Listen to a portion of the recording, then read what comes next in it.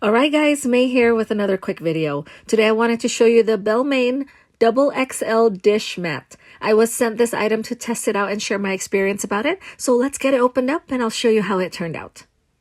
This drying mat has a 3-ply design with microfiber outside layer and a laminate foam core, so it is able to hold much more liquid compared to other types of mats.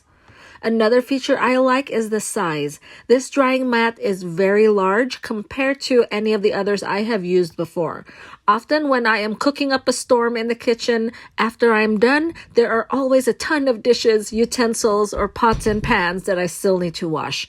The dish drainer rack doesn't have enough space, and I often get into a situation where I need more space to dry all the dishes that I washed. So this dish mat is very helpful to be able to lay out on the counter and provide more space for me to dry when doing the dishes. It also protects my granite counter, especially when I'm placing glassware or metal pots, so it doesn't scratch my countertop. Overall, I am pretty impressed with the size of this drying mat, as well as the amount of water it is able to absorb.